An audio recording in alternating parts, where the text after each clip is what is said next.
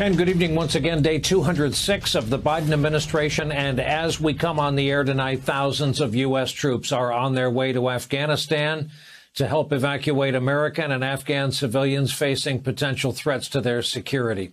That mission comes as the Taliban accelerates now their advance on the capital city of Kabul, taking 4 more cities while meeting very little resistance from Afghan forces. NBC News correspondent Kelly Kobiea is on the ground in Afghanistan again tonight. Tonight, the Taliban is firmly in control of Afghanistan's second-largest city, Kandahar. The militants consolidating their territory in the south, the north, and the west, where they seized the historic city of Herat and its famed military commander, Mohammed Ismail Khan.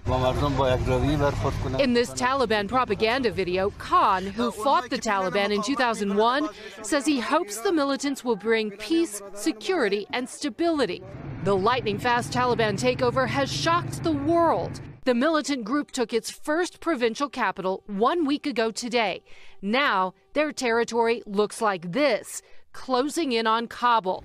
The Pentagon now scrambling to send 3,000 troops to the Kabul airport, most arriving by the end of this weekend, a temporary mission to get embassy staff out safely. The deteriorating conditions are a factor, a big factor, in why the president has approved this mission. As the U.S. Embassy is ordering staff to destroy sensitive documents and computers, according to a memo obtained by NPR.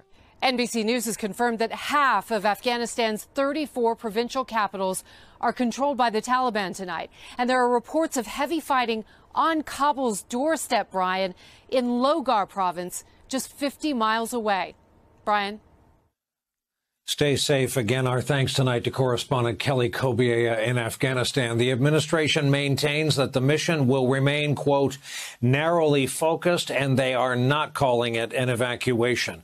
Republican member of Congress Adam Kinzinger of Illinois, who served in Afghanistan in the military, had this to say about the U.S. troop withdrawal tonight.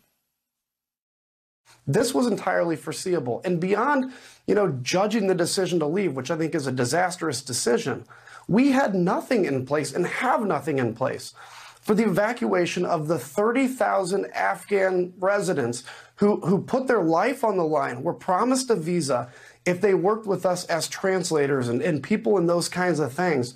And they are stuck in Afghanistan now. And how are you going to evacuate them when all the major supply routes, when all of the area is controlled by the Taliban now? It's a tragedy, and it's a tragedy that was entirely preventable.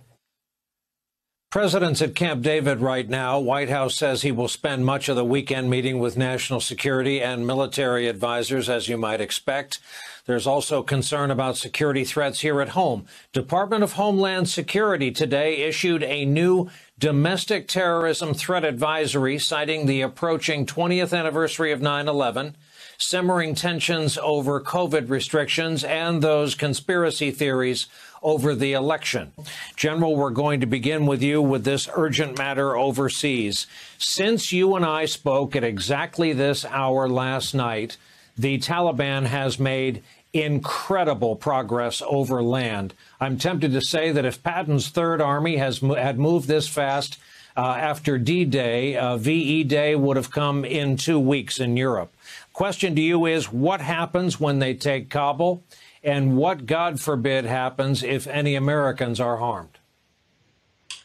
Well, it's going to be a very cascading tragedy for the Afghan people to start with. And most of the country now, 40 million people, are back under their control, with the consequences of summary execution, women and girls being forced into near slavery conditions. It's a sad event. We're out.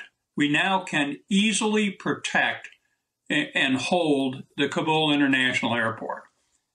We've got very strong security around the U.S. Embassy. There's a backup brigade of the 82nd Airborne prepared to go in also. So what we're doing now is trying to downsize the U.S. presence, contractor, people with NGOs, non-governmental organizations, embassy staffers. We'll probably try and get it down to a couple of hundred people to maintain some figment of engagement with the Afghan government. But what we can't do is protect the city of Kabul. So the Taliban can infiltrate. They're now capturing artillery and mortars. They may have surface-to-air missiles. There's 4.5 million people in that city, and with refugees piling in. So the Taliban could infiltrate and present a significant threat in the next few days. I think Secretary Austin, the people on the ground know what they're doing, but it's, again, a dangerous situation for the Americans also. Eugene, you heard the general. I'm curious as to your reporting on the level of concern at the White House. Of course, for this weekend's purposes, that means Camp David, the people around this president. And do you have any read on whether or not more action is possible? Yeah, I mean, the thing that they are most focused on, and what the general talked about right there, is protecting Americans, right? And making sure that the folks that helped us during these 20 years also get the help. Maybe they get out, they get their, we've been working on getting the translators and interpreters out as well.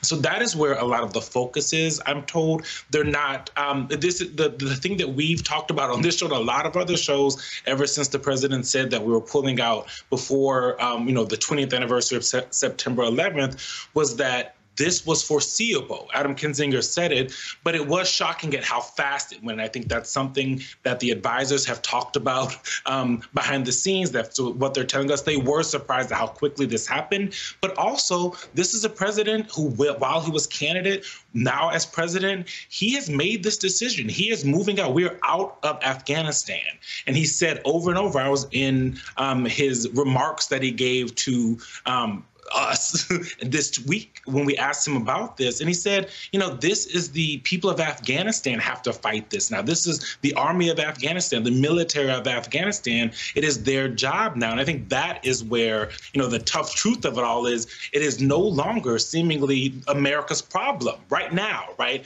Could that change if Americans are hurt or killed while we're, they try to say it's not an evacuation, but while we're evacuating and getting people out of there? That is a question that is clearly they're talking about, is on the table. But something that was said by the press secretary for the Department of Defense this week was that if the Taliban were to engage the military as they're getting folks out, they have been told already that they can act and react in a way that is appropriate. And so what that means is we could see more fighting between army and military, American military, and the Taliban.